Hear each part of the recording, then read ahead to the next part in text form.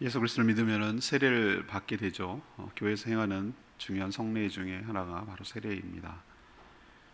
근데 여러분들이 세례에 대해서 약간 오해하는 분이 있어요. 물로 세례를 주니까 물 하면 어떤 생각이 들면 샤워 생각을 하는 거예요.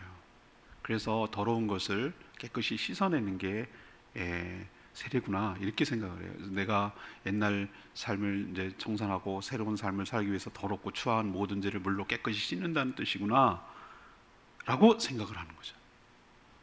일면 뭐 그럴듯하게 해석을 잘 했습니다만 세례의 의미는 정확하게 그것이 아니에요.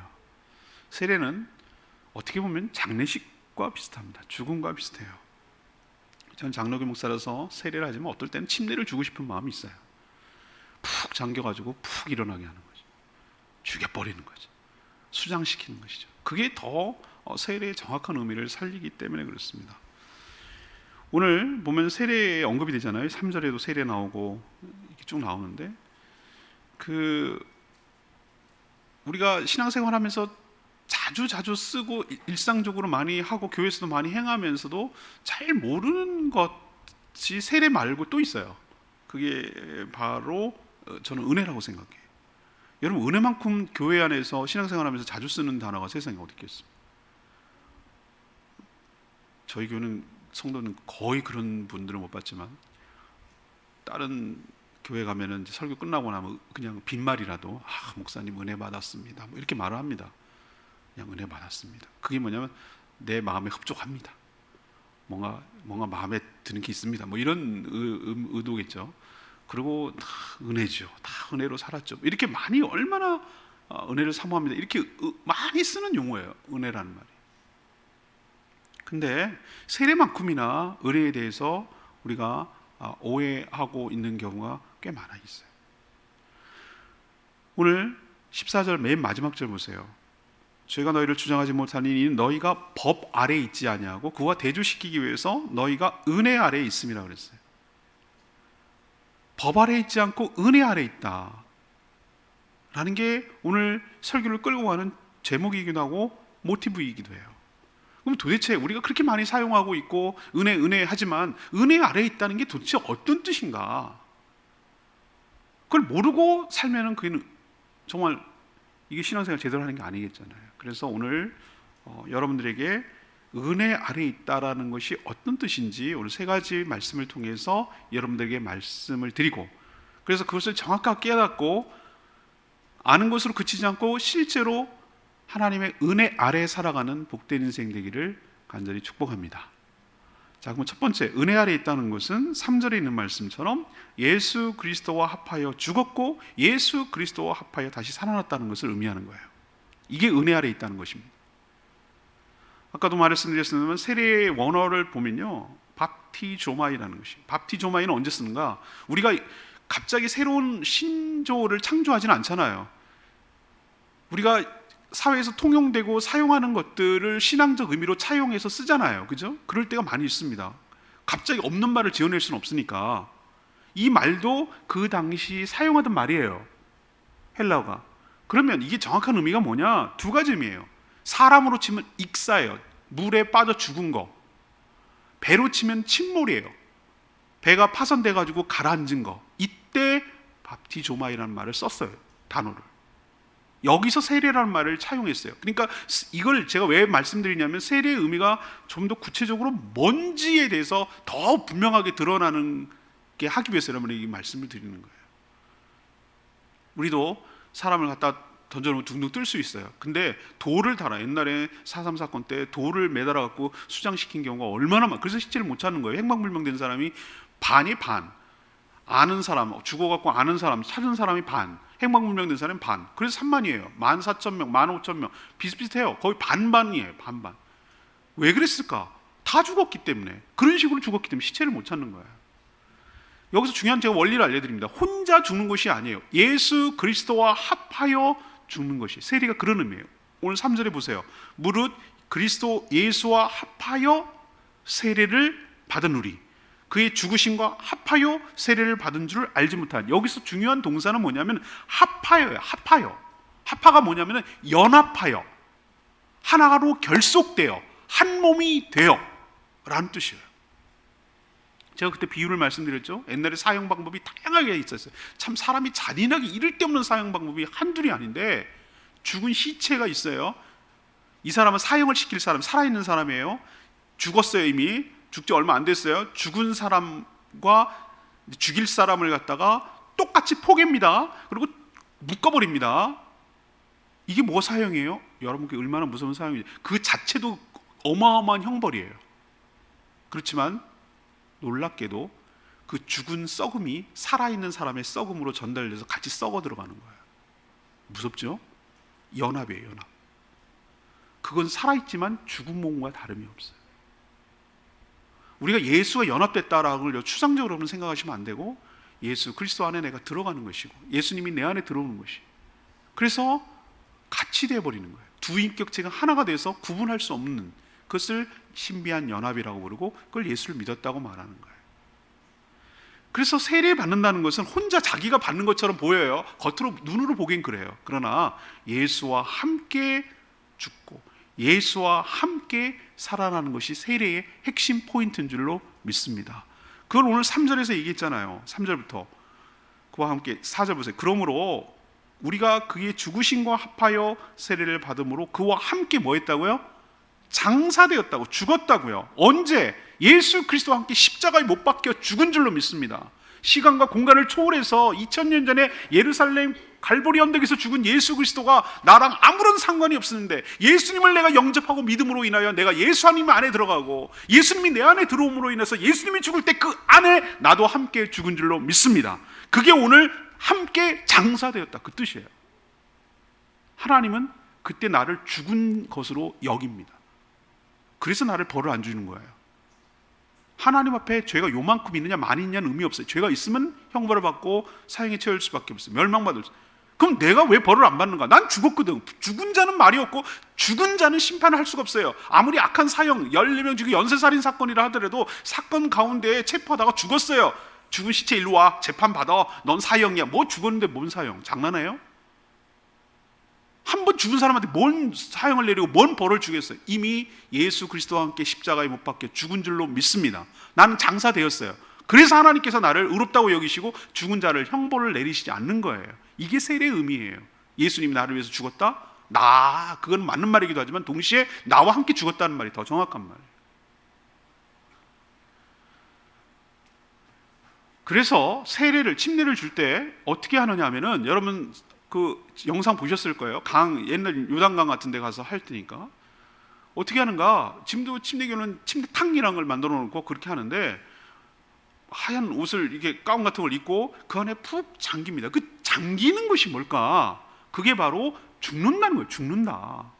예수님과 함께 죽었다. 너는 과거에 넌 죽었다. 그리고 다시 일으키는 건 뭡니까? 이제 예수 그리스도와 함께 다시 살았다라는 것을 상징적으로 보여주기 위하여 잠기게 하고 다시 이렇게 세우는 것이에요. 그걸 기점으로 이미 영적으로는 그렇게 됐지만 몸으로, 육체적으로 그것을 공개적으로 모든 사람 앞에서 공개적으로 교회적으로 그렇게 행함으로 인해서 그 사람이 이제는 과거의 죄인으로 삶이 끝났고 이제부터는 예수와 함께 새 사람으로 살게 되었다, 출발점에 섰다라는 것을 공개적으로 드러내고 증거하는 것이 세례의 의미인 줄로 믿습니다. 그러니까 세례를 엉터리 주면 안 되는 거예요. 교회에서. 저는 굉장히 비판적이에요. 진중세례 교회 군대에서 막 떼거리로 하는 거, 그거 저는 굉장히 비판적이에요. 그게 의미를 알고 할까? 초코파이의 세례의 가치를 매긴다고? 이렇게 생각하니까 너무 가치 없게 여겨져서 저는 속상해요. 물론 개 중에는 진심으로 믿는 사람도 있겠지만 다 폄하할 수는 없지만 그런 식으로 하는 거 아니에요. 신앙 고백이 따라와야 되고 이게 무슨 의미인지를 정확하게 알고 이해되는 것이에요. 그럼 왜 이렇게 세례를 행하라고 하셨을까? 왜 이렇게 세례를 행하는 게 중요할까? 왜 함께 죽고 사는 것이 중요할까? 이제부터는 너희가 새로운 삶을 살라는 뜻이에요. 4절에 보세요. 4절 후반부에 이렇게 보면 이렇게 나와 있어요. 자, 장사되었으니 이는 왜 그렇게 죽였는지 이제 설명하고 있잖아요. 아버지의 영광으로 말미암아 그리스도를 죽은 자 가운데서 살리심처럼, 예수님이 살리심처럼 우리로 또한 새 생명 가운데 행하게 하려 함이라. 여러분 아멘입니까? 왜 우리를 세례를 주시고 왜 예수 그리스도와 연합해서 죽게 하고 다시 살아나게 했는지 그 이유를 아셔야 돼요. 예수님이 죽은 자 가운데 3일 만에 부활하셔서 승천하시고 다시 재림하실 그런 새로운 삶을 사시는 것처럼 너희도 똑같이 예수 그리스도와 함께 죽었고 다시 살아나서 이제는 과거와는 다른 새 생명이라고 그러잖아요. 새 생명. 고린도후서 5장 77절 뭐라고 그랬어요? 너희는 그리스도 안에 있으면 이전 것은 지나갔으니 보라 새 것이 되었도다. 뉴 크리에이션, 새로운 피조물, 전과는 다른 새롭게 지어짐, 새로 창조함을 크리에이션, 새롭게 만든 존재라고 말하고 있잖아요. 그렇게 예수 믿는다는 것은 개선이 아니고 수선하는 것이 아니고 고치는 것이 아니라 과거를 죽여버리고 새로운 삶을 시작하도록 출발점에 서게 하신 줄로 믿습니다. 새로운 창조예요. 겉만 이게 그대로 있다고 해서 그대로가 아니에요. 여러분들은 전과는 완전히 차원이 다른, 조금 개선한 게 아니란 말이에요. 여러분들 과거는 죽었어요. 예수와 함께 죽었어요. 그거 잊어버리면 안 돼요. 이걸 자꾸 놓치니까 옛날에 내가 그거지, 사단의 그 속임수에 넘어가면 안 돼요. 네가 뭐 그렇지 뭐 네가 어디 바뀌니, 넌 너지, 이렇게 말하는 말에 속으면 안 돼요. 여러분 달라졌어요. 죽었어요. 죽었다고. 여러분 교도소 나오면 막 그 뭐 먹잖아요. 이제 과거 살면 나 손 씻었어, 나 옛날 살면, 그 죄인들도 그러면서 또 죄를 짓지만 우리는 그 정도 급이 아니에요. 우리는 끝났어요. 과거에서. 이걸 내가 자꾸 인식을 하고 나의 정체성을 갖고 있어야 내가 죄에 대해서 대응하고 내가 어떤 가치로운 삶을 살도록 하나님께서 예수님을 통하여 나에게 주신 은혜가 뭔지, 그 은혜가 얼마나 큰지, 그 은혜가 얼마나 위대한지 그걸 깨닫고 가치롭게 여기는 거예요. 그래서 예수님의 피를 보혈이라고 부르는 거예요. 그렇게 만들어주신 근거가 됐으니까. 그러니 죽기 전에 옛날처럼 살면 안 돼요. 그는 예수 그리스도께서 죽은 가치를 훼손하는 거예요. 그리고 세례 받은 의미를 훼손시키는 거예요. 그럼 어떻게 살아야 되냐? 2절에 나와요. 2절에 촉구하고 있잖아요. 사도 바울이. 우리가 은혜를 더하게 하려고 죄에 거하겠느냐? 하나님 나한테 구원해 주신 은혜가 더 크게 하려고 우리가 더 죄를 짓겠느냐? 아니란 말이에요. 그런 이상한 논리 피지 말라고. 궤변 늘어놓지 말라고. 그러면서 2절에 그럴 수 없느니라. 그렇게 살면 안 되느니라. 하나님께서 우리에게 베풀어 주신 은혜가 더 크게 만들기 위해서 내가 죄를 더 짓게 되는 게 말이 되는 얘기냐? 그 얘기예요. 너희가 세례받고 천기 죽었는데 그럼 어떻게 하라고요? 죄에 대해서 죽은 우리가 어찌 그 가운데서 살겠느냐? 죄에 대해서 함께 십자가를 못 박은 죽은 우리가 어떻게 죄 가운데 옛날에 맥없이 끌려다니면서 그렇게 살았던 그대로 살겠느냐?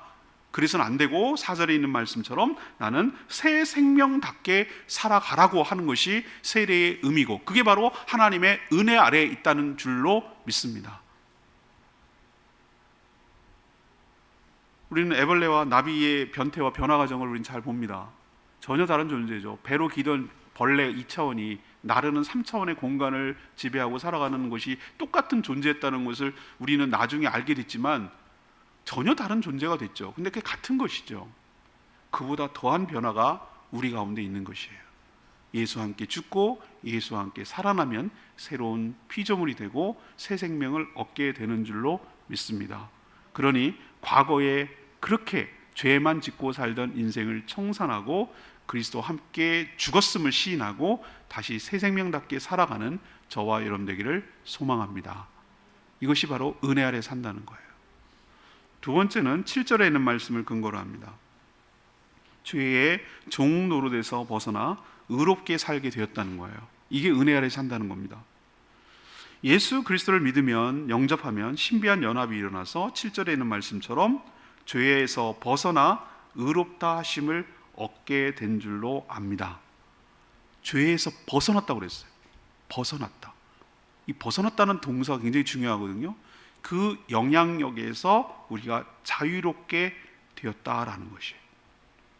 예수님께서 부활하신 이유는 우리가 형벌을, 그분이 나 대신에 형벌을 받아서 죄가 사라져서 그분을 믿는 자에게는 예수님의 의로움이 우리에게 전가되었다는 뜻이에요. 제가 엑스밴드 얘기 말씀드렸죠? 엑스밴드 아시죠? 엑스밴드 이렇게 돼 있어요. 나의 부채, 만약에 돈으로 칩시다. 돈으로 잘 빠르니까 우리가 엄청난 갚을 수 없는 부채를 예수님이 다 가져가셔서 그것을 갚아주셨어요.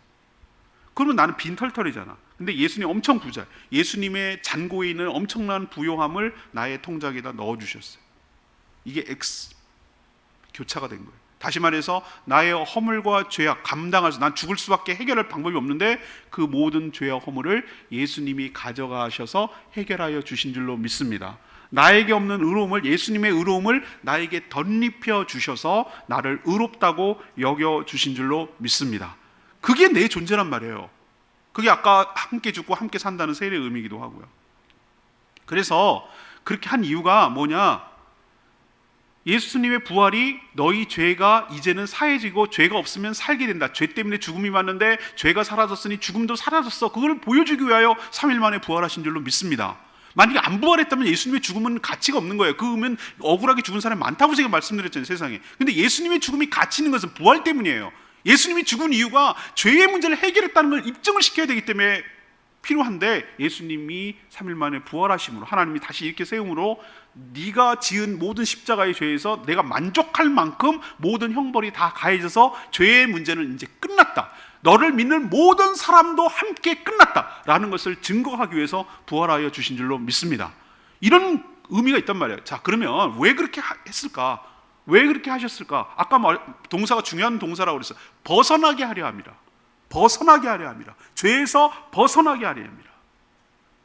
그걸 9절은 이렇게 표현하고 있어요. 이는 그리스도께서 죽은 자 가운데서 살아나셨음에 다시 죽지 아니하고 사망이 다시 그를 주장하지 못할 줄을 알미로라고 그랬어요. 죄와 사망이 예수 그리스도와 연합하여 함께 세례받고 함께 살아난 우리를 다시 주장하지 못하게 될 줄로 믿습니다. 이게 벗어났다는 거예요. 주장한다는 게 뭐냐면 지배한다는 거예요. 지배한다. 죄와 사망이 우리를 지배한다고. 이게 무슨 말인가? 여러분 보세요. 전에는, 예수 믿기 전에는 죄와 사망이 우리를 완전히 사라져와서 우리를 끌고 다녔어요. 거기서 벗어날 수가 없었어요. 죄를 안 지으려고 한다고, 내가 죄 안 지른다고요? 예수 믿기 전에는 이 죄 지을래, 이 죄 지을래, 지금 지을래, 나중에 지을래, 이런 선택권이 있는 것처럼 보이지만 죄를 짓는 거에서 벗어나지 못한다고. 무슨 뜻이냐? 지구 땅, 이 땅에 중력을 잡아당기는, 안으로 잡아당기는 그 중력이 지배하고 있는 한 모든 지구상에 있는 그 모든 것들은 위에서 아래로 또 끌어 잡아당기는 힘의 영향을 받기, 지배를 받기 때문에 벗어날 수가 없어요. 그래서 항상 깃털도 천천히 떨어지긴 떨어지만 떨어지게 돼 있어요. 왜? 잡아당깁니다. 이게 당연한 줄 알았어요, 세상에서. 당연한 줄 알았는데 당연한 게 어딨냐고. 당연한 게 아니라는 걸 언제 알았죠? 이 중력이 느슨해지고 자유로운 우주 밖으로 나가니까, 여러분 뭐 그라비티나 뭐 여러 가지 영화 보면 알겠지만 유영해 붕붕 떠다니고. 왜 그렇죠? 잡아다니는 힘이 없기 때문에, 벗어났기 때문에. 제 말 이해하시겠어요? 그 원리를 여기다 적용하면, 그 전에는 내가 뭐의 지배를 받았죠? 벗어날 수 없었죠? 죄 짓는 일, 죄의 결과인 죽음으로부터 벗어날 수가 없었어요. 그 안에 꼼짝도 못하고 그 가운데 살 수밖에 없었어요. 이게 우리 인생이었어요. 근데 예수 그리스도께서 십자가의 죽으심으로 이 두 가지를 깨뜨렸다고 그랬어요. 죄와 사망, 그리고 사단의 권세, 사단이 우리를 죄밖에 짓지 못하도록 압박하고 코 깨가지고 끌고 다니던 우리를 끊어버리셨어요. 그 영향력에서 사라지게 했어요. 제가 자석판 얘기 말씀드렸죠? 위에 책받침 놓고 위에 쇳가루 이렇게 뿌리고 밑에 막대석 이렇게 하면은 우리 눈에 보이지 않지만 맥없이 쇳가루 이렇게 끌려다니고 이렇게 끌려다니고 막대 모양으로 다 모여요. 왜? 그 영향력이 지배한 발에 꼼짝도 못하기 때문에. 그 영향력을 끊어버리셨다고, 주님께서. 이제는 그것으로부터 자유롭게 돼서 거기에 지배를 받지 않도록, 벗어나도록 은혜를 주신 줄로 믿습니다. 왜 그렇게 하셨을까? 앞에 내가 세례를 왜 그렇게 주셨을까? 왜 연합해서 세례를 주셨을까? 이제는 새 생명답게 너의 정체성을 알고 거기에 합당하게 살아가라는 뜻이고, 지금 말씀드린 건 죄의 종로에서 이제 벗어나라는 거예요. 너희가 끊어졌다니까. 내가 그걸 사라지게 했으니까, 그 영향을 사라지게 했으니까. 6절에 있는 말씀 보세요. 6절에 있는 말씀. 우리가 알거니와 우리 옛사람이 예수와 함께 십자가 못 박힌 것은 죄의 몸이 죽었어요. 다시는 우리가 죄에게 종노릇 하지 아니하려 함이라. 아멘입니까? 왜 그렇게 갑질을 하고 우리를 구원해 주셨을까? 우리를 불쌍히 여기시고 긍휼히 여기시는 거예요. 맥없이 끌려다니고 죄밖에 짓지 못하고 죽음에 벌벌벌 떨고 살아가고 사단에게 꼼짝 못하고 귀신에게 꼼짝 못하고 그렇게 살아가는 우리를 불쌍히 여기셔서 그 영향력으로부터 해방시키고 거기서 벗어나게 하셔서 자유롭게 원래 창조하던 대로 살게 하시려고 그렇게 갑지불을 하시고 예수님이 십자가에 죽고 우리가 장사 지내서 옛사람을 끊어버리게 하고 죽은 자에 대해서 뭐라고 또 뭐라고 할 수 없도록 만들고 더 이상 뭐라고 갑지불을 다 끝난 죄인에게 뭐라고 할 수 없도록 만들어서 다시는 죄에게 종노릇하지 않게 살게 하시려고 예수님이 그렇게 하신 줄로 믿습니다. 이걸 은혜 아래 있다는 거예요. 이걸 보고 은혜 아래 있다고 말하는 거라. 이제는 더 이상 죄의 종노릇 할 이유가 없어요. 그래서 우리는 정체성을 가져야 되는데 11절 보세요. 이와 같이 너희는 너희 자신을 죄에 대해서는 뭐한 자로 여기고 죽은 자로 여기고 그리스도 예수 안에서 하나님에 대하여는 뭐로 있는 자로? 살아있는 자로 여길지어다. 이 동사가 중요한 게 여길지어다요. 여길지어는 내가 그렇게 여기지 않으면 효력이 없어요. 여긴다는 것은 내가 그렇게 생각한다는 거예요. 그렇게 취급한다는 거예요. 내가 그렇게 생각한다는 거예요. 나의 정체성을 얘기하는 거예요. 너는 죄에 대해서는 죽었어. 끝났어. 이제는 죄가 너를 어떻게 할 수가 없어. 그리고 너는 예수 안에서 하나님에 대해서는 거는 새 생명을 받고 살아있는 자로 여길지어다. 그런 존재로 인식하고 살아가라는 뜻이에요. 전에는 불가능했는데 이제 가능하다는 뜻이에요. 저는 너무 감사합니다. 선택의 여지가 없이 미끼를 물었더니 미끼에 있는 바늘에 걸려가지고 내가 전에 자유롭게 물로 헤엄치던 것에서 이제 여기 딱 물리면 낚시꾼에 의해서 이리 끌리면 이리로 가고 저리 끌리면 저리 가고 그 맥없이 끌려다니는 거예요. 갖고 놀다가 물속에 살아야 될 존재가 붕 하늘에 뜨더니만 몇 센치 재더니만 월척이라고 그러더니만 도마 위에 올라가서 회칠해서 먹는 거예요. 우리가 그런 존재였어요. 그러나 주님께서 그 영향력, 우리 미끼를 물던 그 비닐, 그 바늘에서 끊어버리시고 다시 자유롭게 살 수 있도록 은혜를 부어 주신 줄로 믿습니다.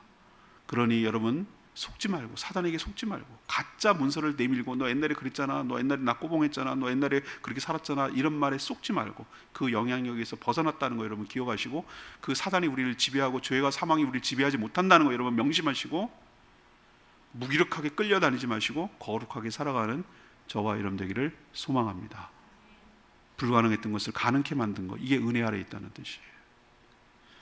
세 번째는 13절에 있는 말씀 근거로 불의의 도구가 아닌 의의 무기로 드리게 된 거예요. 이게 은혜 아래 있다는 겁니다.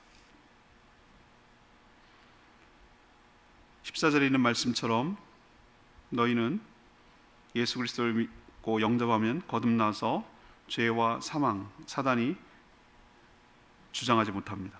통치하지 못한다는 뜻이에요. 그럼 왜 하나님께서 이렇게 새로운 피조물로 거듭나게 하셔서 우리를 살려주셨을까? 몸의 사욕에 순종하지 말라고. 12절 보세요. 그러므로 너희가 죄가 너희 몸을 지배하지 못하게 하였으면 몸의 사욕에 순종하지 말고라고 했어요. 너희 지체를 불의의 무기로 죄에게 내주지 말고라고 그랬어요. 그렇게 하도록 하기 위해서 그렇게 한 거란 뜻이에요. 주님께서 이렇게 핏값을 흘리시고 보혈을 흘리셔서 우리를 구원해 놓으시고 새로운 피조물을 만드신 이유가 뭘까? 전에는 죄의 종노릇을 하며 맥없이 끌려다니며 몸의 사욕에 충실하게, 몸의 욕구에, 몸에 원하는 대로 충실하게 살 수밖에 없고, 또 몸의 그 욕구를 충족시키는 사단의 충동에 맥없이 그냥 다 굴복할 수밖에 없는 존재였지만, 그 영향력을 끊어버림으로 인해서 이제 나에게 자유권, 선택권이 나에게 주어졌어요. 원래는 우리가 있었던 것이었는데 죄 때문에 그것이 빼앗긴 거예요. 그것을 갑질을 엄청 하고 보혈을 흘리셔서 우리에게 되찾아 주셨어요. 자유의지가 뭔가? 선택권을 의미하는 거예요. 내가 죄를 지을 수도 있고 내가 죄를 안 지을 수 있고 다른 것을 할 수 있는 권한이 나에게 생겼어요. 전에는 그게 없었어요. 사람들이 착각하는 게 있어요. 내가 자유지. 뭘 내가 자유예요? 죄 안 지을 자유가 있나요? 없어요. 모든 중독 죄와 연결되어 있습니다. 담배 피는 사람들 보세요. 제가 말씀드렸잖아요. 죄의 중독이 얼마나 무서운가. 야, 예수 믿는 사람 담배도 못 핀다며. 나는 담배 필, 여러분 정말 그럴까요? 내가 담배 필 자유가 있습니까? 아이, 술도 못 먹는다며. 내가 술 먹든지 말든지 내 마음대로 하는 게 그게 자유지. 정말 그럴까요? 중독이 뭔지 아시죠? 담배 핀 사람 내가 인이뱅이 사람들 봤어요. 나 정말 충격받았어 그거 보고. 금단 현상이 일어나니까 몸 피게 하니까 막 길거리 찾아다니면서 버리고 침 뱉고 막 그런 그 꽁초들 막 찾아다니고 벌벌 떨면서 찾더라고. 얼마나 금단 현상이 심하면은. 술, 알코올 중독 걸린 사람들 보세요. 무슨 핑계를 대서라도 먹으려고 합니다. 그게 자기가 파괴하는 거 알면서도 헤어나지 못해요. 진정한 자유입니까? 그게 자유입니까? 그건 자유가 아니죠. 그건 완전히 종속된 거죠. 사단은 그렇게 하는 거예요. 네 몸의 충동대로 해. 네 육신의 정욕대로 살아. 네 보이는 안목의 정욕을 채우기 위해서 노력해. 너의 자랑거리를 만들고 살아. 이 3종 세트. 육신의 정욕, 안목의 정욕, 인생의 자랑으로 그렇게 인생을 내버려 두도록 살도록 하는 것이 내가 자유입니까? 저는 그렇게 살 수밖에 없어요. 이재주의래 이재주의. 선택권은 그거밖에 없어요. 그렇게 맥없이 끌려다니는 존재가 우리였어요. 사단에 종살이 한다는 게. 그런데 우리를 예수 그리스도에 대해서 그것을 끊어버리고 새 사람을 만들어줬어요. 이제는 우리에게 자유가 되찾아진 줄로 믿습니다. 노 할 수 있는 자유가 생겼어요. 사단이 우리를 협박하고 우리를 유혹해도 아니야, NO! 라고 말하면은 전에는 이게 하고 죽음을 갖고 협박을 하고 위협해서 그냥 맥없이 할 수밖에 없었어요. 근데 우리가 NO! 하면은 사단이 이렇게 반응할 거예요. 아, 이게 막 뭐라고 할 거예요. 아, 두 가지를 할 거예요. 위협하거나 유혹하거나 이렇게 할 거예요. 그런데 여러분 여기서 조심하셔야 돼요. 사단이 우리를 털끝 하나 건드리지 못할 줄로 믿습니다. 왜? 예수 안에 우리가 있기 때문에. 예수님께서 죽음과 사망과 모든 것들을 다 이기고 승리하셨어요. 우리가 예수 안에 있기 때문에 사단이 막 우리가 맹수가 동물원 유리창에서 아웅 막 그러고 우리는 그래도 가서 막 이렇게 재롱 털고 재밌게 노는 이유는 뭐죠? 우리를 보호하는 보호막이 있다는 걸 알기 때문에 그래요. 철조망이 우리를 막고 어가 나를 달려들지 않는다는 걸 알기 때문에 그러는 거예요. 그러니까 자유로운 거예요. 만약에 그게 없다면 어떻게 그게 벌벌 떨지 거기서 꼼짝도 못하지 어떻게 하겠어요? 사단이 우리를 위협하고 우리를 유혹하고 이렇게 해도 여러분 우리를 털끝 하나 우리가 맥없이 자유권을 내주면 안 돼요. 그래 맞는 것 같아. 그리고 나를 사단에게 내어주는 순간 자유를 그렇게 쓰는 거예요. 안타깝지만. 그런데 아니야. 무슨 소리야. 내가 옛날엔 안 줄 알아? 옛날 네가 알고 있던 나는 죽었어. 나는 새 사람 됐어. 너랑 나랑 이제는 상관이 없어 라고 NO! 하면은 사단이 어떻게 할 수가 없고 그 선택에 따라 성령님이 우리를 인도해 가실 줄로 믿습니다. 제가 그랬잖아요. 고참들 내가 군대 늦게 가가지고 고참들이 와가 여기 놀러 왔어요. 야 이병자 놀아야지 우리 한번. 야 내가 옛날처럼 니네 쫄병인 줄 아냐? 여러분 한병 고참은 영원한 고참이 아니에요. 그건 군대나 통용되는 거예요. 제대했으면 자유롭게 사는 여러분 되길 바랍니다. 손 씻고 새 사람 되고 새 생명답게 사는 거예요. 맥없이 굴복하지 말라고. 그 어떻게 찾은 자유권을 왜 맥없이 죄에 내주냐 말이에요. 하나님께서 그렇게 값지게 한 것은 더 이상 너의 몸의 사욕에 순종하지 않고 12절에 순종하지 않고 또 너희 지체 몸으로 죄를 지으니까 너희 몸을 지체를 불의의 무기 죄 지는 일의 그 용도로 내어주지 않고 대신에 최선의 공격은 최선의 수비는 공격이라고 말씀드렸어요. 그냥 네거티브하게 안 하는 쪽으로 이렇게 안 하는 쪽으로 방어적으로 취할 게 아니라 의의 병기에 내어주지 않는 불의의 병기에 내어주지 않은 가장 좋은 방법은 의의 병기에 나를 내주는 거예요. 의의 병기에 나를 내주는 순간 불의의 병기에 사용되지 않는 거니까 하나님께서 우리에게 그렇게 자유를 쓰라고 우리에게 갑집을 하고 주신 줄로 믿습니다. 오늘 13절에 나오잖아요. 오직 너희 자신을 죽은 자 가운데서 다시 살아나는 것 같이 하나님께 드리라고 너희 지체를 의의 무기로 하나님께 드리라고. 그것 때문에 너희들을 그렇게 살려냈다고, 너에게 되찾게 했다고 자유권을. 그러니 맥없이 지지 말라고 이 얘기예요. 이게 뭘 해도 되지만 거룩하게 살게 할 수 있도록 만들어 주신 것이 우리가 은혜 안에 산다는 뜻입니다. 그러니까 여러분 앞으로 사시면서 보일러 구원하여 놓고 새 사람 됐으니 하나님의 뜻을 이 땅에 실현하는데 통로로 쓰임받는 저와 여러분 되기를 바랍니다. 하나님의 의와 하나님의 사랑이 여러분으로 통해서 흘러가도록 쓰는 게 의의 병기에 내어주는 거예요. 더 이상 여러분의 몸의 욕심을 따라 채우기 위해서 살지 말고 의의 병기로 드리는 여러분 되기를 원합니다. 오늘 말씀 결론 맺으면 은혜 아래 있다. 우리 자주 쓰는 표현인데 이것은 죄와 사망, 사단의 권세 아래 통치에서 벗어났다는 뜻이에요. 벗어났다. 그게 은혜 아래 있다는 거예요. 아래라는 게 뭐죠? 언더라는 게 이러면 거기 지배를 받는다는 뜻이잖아요. 은혜의 상대적 개념이 뭐냐고요? 죄와 사망, 사단의 권세예요. 그 아래 우리는 꼼짝도 못하고 있었어요. 그러나 거기서 벗어나서 이제는 은혜가 지배하는 가운데 우리가 살아가도록 되어 있다는 거 잊지 마시고 거기 합당하게 살아가기를 원합니다. 첫 번째는 예수 그리스도와 연합됐다는 거 잊어버리면 안 됩니다. 우리가 얇은 종이 이걸 갖다 쭉쭉쭉 찢어버리면 금방 찢어버려지고 하는 거. 근데 그 얇은 종이를 단단한 철판에다가 튼튼한 악교로 딱 붙여놨습니다. 나무 목재 튼튼한 걸로 이렇게 붙여놨다고 칩시다. 종이를 찢기 위해서는 그 철판을 쪼개거나 나무를 쪼개는 수밖에 없어요.